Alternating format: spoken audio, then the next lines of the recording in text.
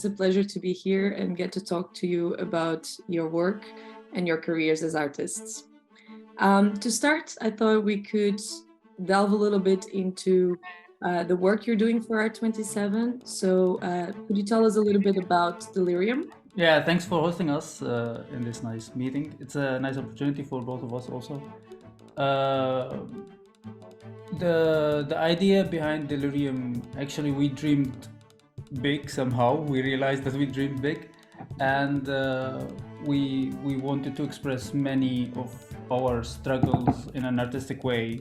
So Delirium was supposed to be an experimenting process between music and visuals that express our experience through the war and then the transition. Yeah, it's. I think Delirium comes from the many unprocessed thoughts and experiences and also memories that happened in this transitioning period between coming from our home country back in Syria to Holland, and all these unprocessed thoughts leave in a way some heavy weight on the mind, creating this kind of vague and foggy vision on how we view our memories back in Syria and how we view that experience of transitioning coming here. From what you've told me, I have this idea, or it feels like your creative process is rather flexible in the sense that you've been also kind of exploring and following what you feel like the project needs from you. Is that something that you relate to, or could you also tell us a little bit about how you came to work together and how's it been, the collaboration between you two? We are friends already before working together, so and we had the idea since we met that we should work together.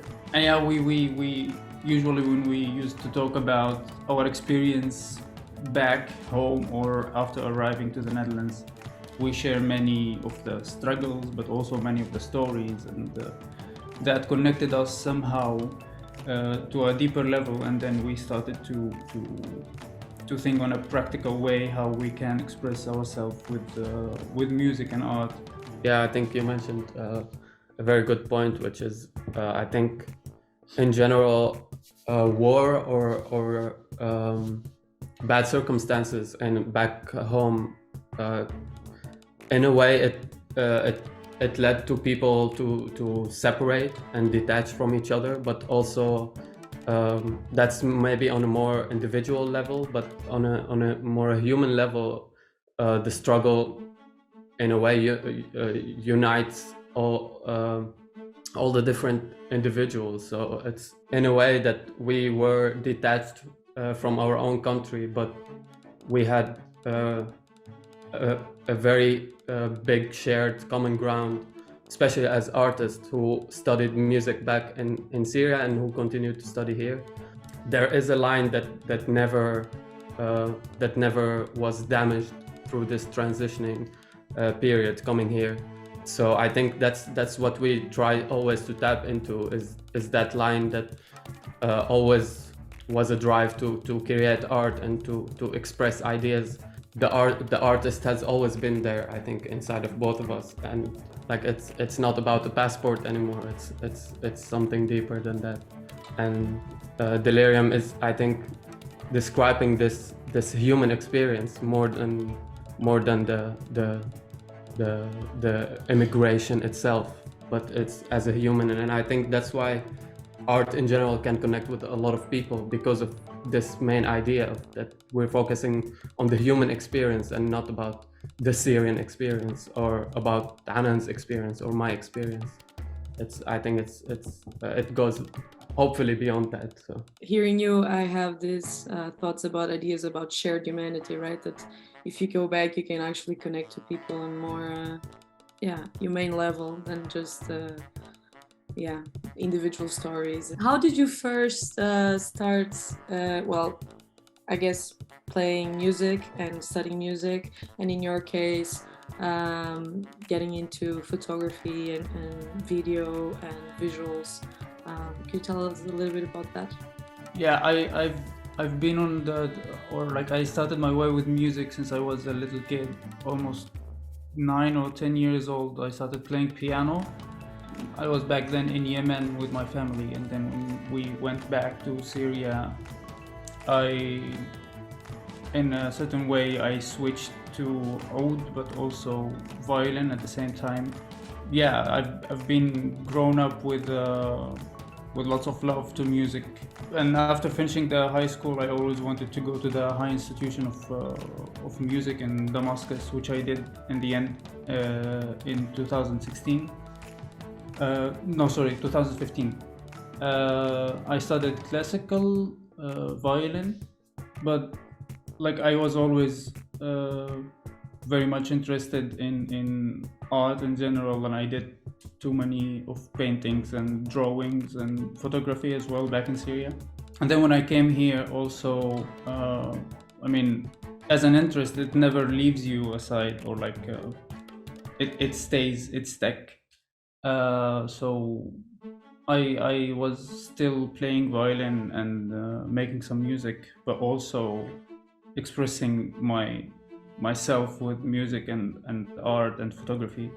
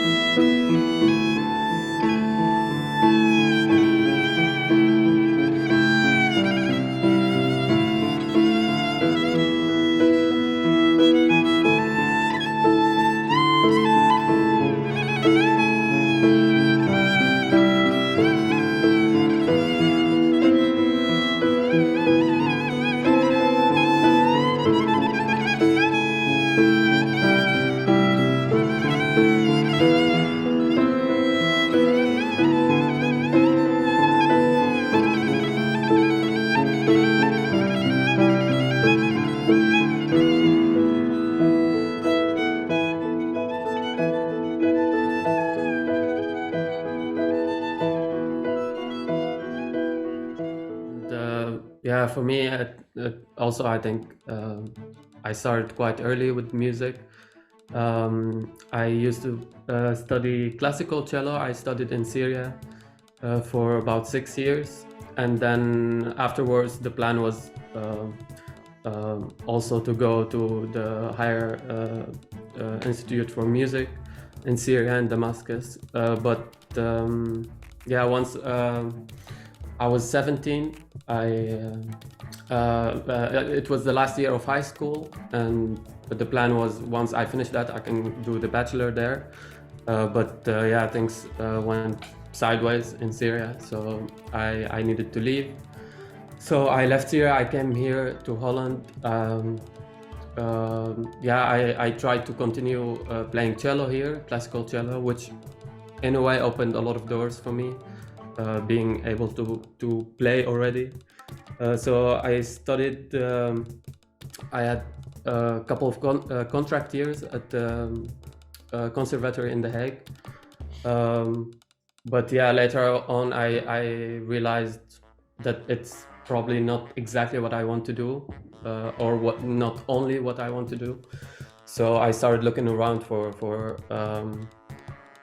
something that combines probably audio and visual together, because I always loved photography, and I always did photography as well, and that's something we both share, is the love for probably composition, regardless if it's in music or in photo.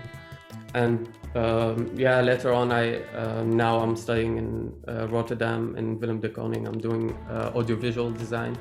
So it seemed like the perfect way to combine my both interest and passion for both visual and music and audio in general.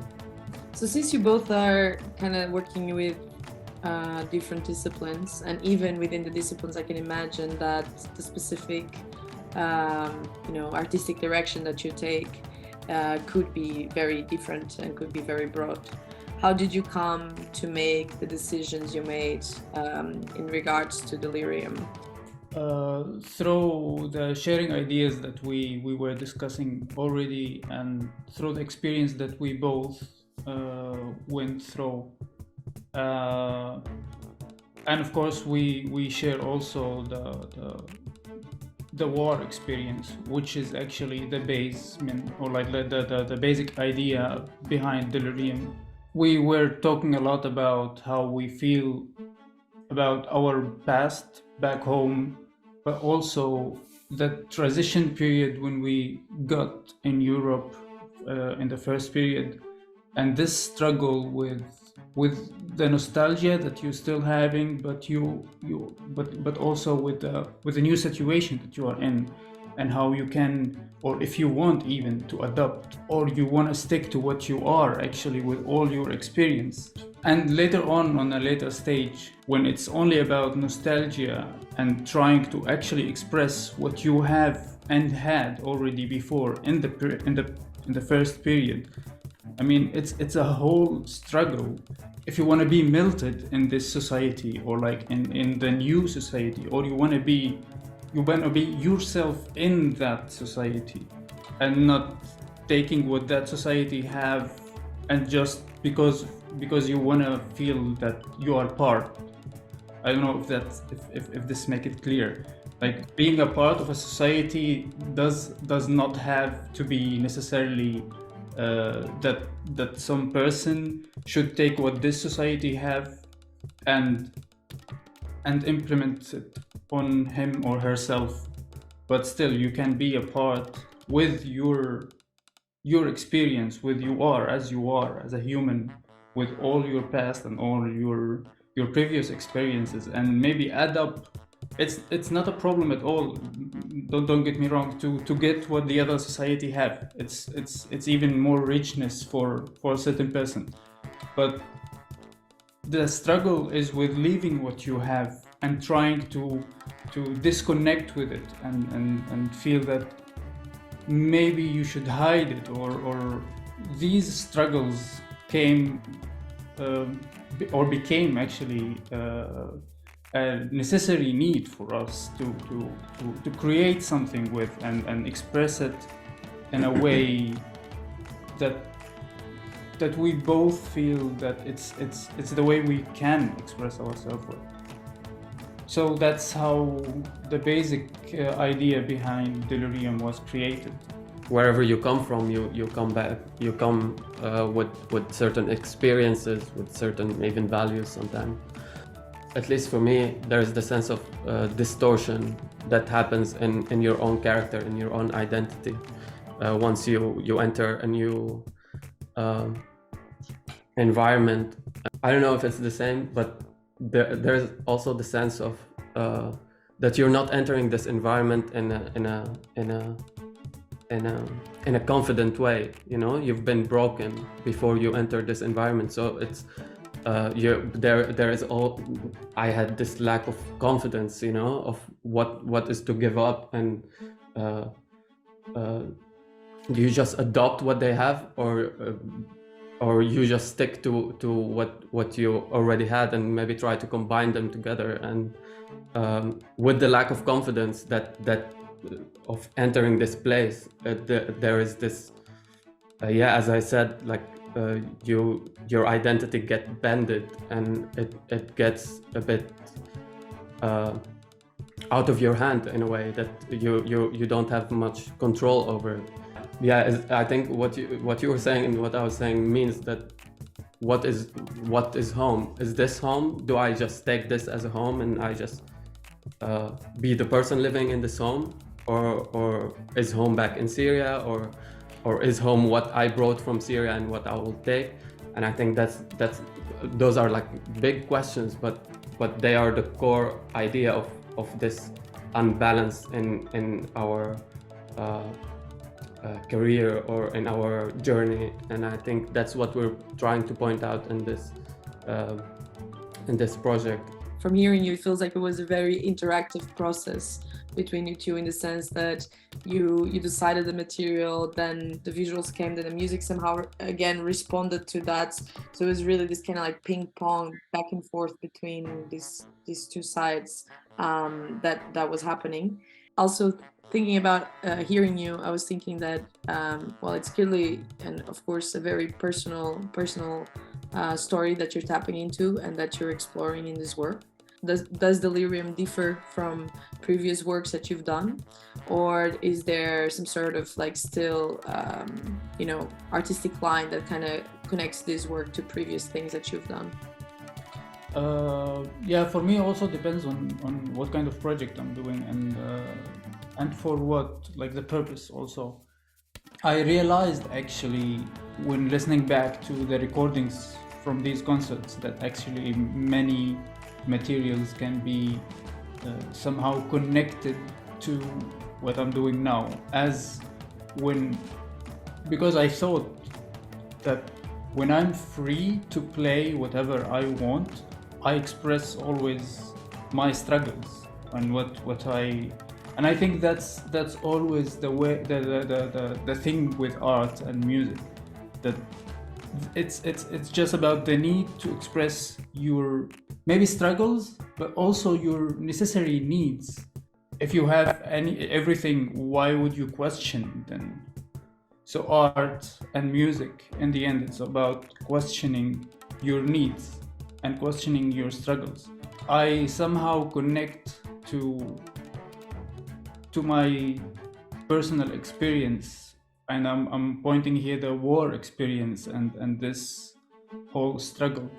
I always have something, at least one line probably, or like one musical phrase that can be referring to a certain war situation. Could be like back in that moment when I played it, I wasn't thinking about that, but it might be in my subconscious, or it might be about some feeling or about some, I don't know, it's just there somehow. But like if I'm gonna compose for a specific project, then I have in a way to stick to what this project wants. And how do you hope that people can experience Delirium? Because we talked before about shared humanity and like how people can connect beyond passports, beyond borders.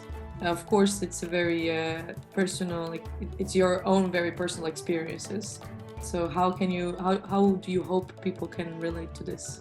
Yeah, I think like first of all, what came to my mind is acceptance. Not accepting the work and not being, I don't know, not saying that it's a bad or a good work. No, I mean to get the message of accepting the others and accepting the difference and being open to the other stories, or like others' stories. I can tell about the music that it's more or less not really clear in the beginning of the piece what's happening, and then later on it develops to a certain clarity, and then you can feel really the narration, and later on it's somehow a mess that works. I hope that people don't experience that mess in a real life, because it's horrible. Like everything is not working, but life is still going on in a bad way.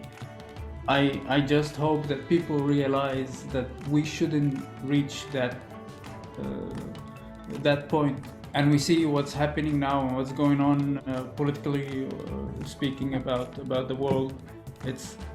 It's not far that the war might come again, and this war ghost is always in the atmosphere. Yeah, I hope that accepting each other and trying to be able to understand and communicate more with each other can help with having a better political circumstances. The project in itself, how we're hoping people would receive, is based on a belief that probably people who would listen to this, not all of them have experienced war, but that doesn't mean that those people haven't experienced fear, hasn't experienced love, hope, even, and the need to feel safe, the need to find home. I think we all at certain level of at certain point of our lives, we were fearful. We were looking for safety. We were trying to find hope in a hopeless time. So I think that's what we're hoping, that the feeling would come across, is regardless of your situation or what you've been through, but there is always the need to survive. It's like an instinct, and this is just a translation of natural elements that we all share. Yeah, I guess that's also the beautiful thing about art, being it music or visual art or whatever it is, right? Sometimes it allows you to tap more into this kind of core human experience than language, than would ever actually allow. Yeah, definitely. Thank you so much, guys. I think this is it was a pleasure talking with you and hearing about your thoughts and ideas. Yeah, thank you very much too. for having us, and yeah, we're also quite excited to also see the final result. Yeah. We haven't seen it You're yet. allowed.